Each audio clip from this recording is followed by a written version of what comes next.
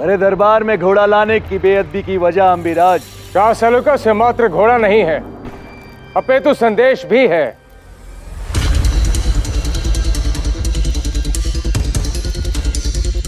समर्पण अथवा सर्वनाश।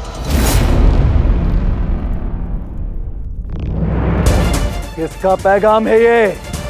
वही जिसने 15 जनपदों पे विजय प्राप्त कर ली, अब 16 जनपद अर्थात तक्षशिला को अपने अधीन बनाने के लिए अपनी समस्त सेना लेकर हम पर आक्रमण करने के लिए प्रस्थान कर चुका है। मगधपति सम्राट धनानंद।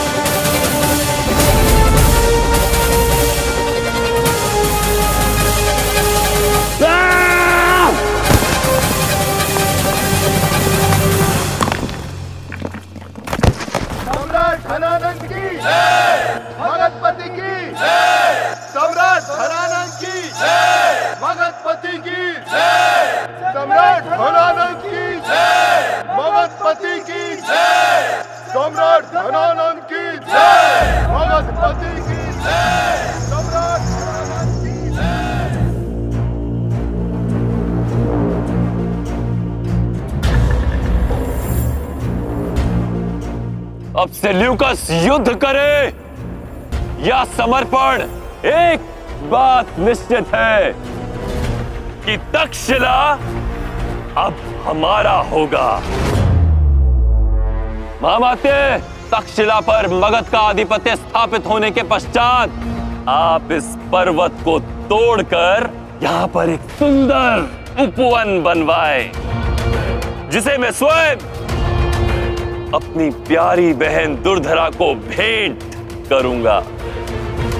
उसे ये बताऊंगा कि मैंने उसे दिया हुआ अपना वचन पूर्ण किया, ये सिद्ध कर दिया कि मैं मगध ही नहीं अपितु समस्त 16 जनपदों पर शासन करने योग्य हूं। जो आज्ञा महामहिम। हाँ, वैसे तो हमें पूरा विश्वास है कि आपकी छत्र छाया में हम पूरी तरह सुरक्षित है। तक्षशिला की समस्त सेना आपके आदेश की प्रतीक्षा में सच खड़ी। उसके पश्चात भी मुझे लगता है कि हमें धनानंद से युद्ध नहीं करना चाहिए, संधि कर लेनी चाहिए। इन 5 वर्षों में उसका सैन्य बल, मनोबल, आत्मबल कई गुना बढ़ गया। एक भी युद्ध नहीं हारा वो।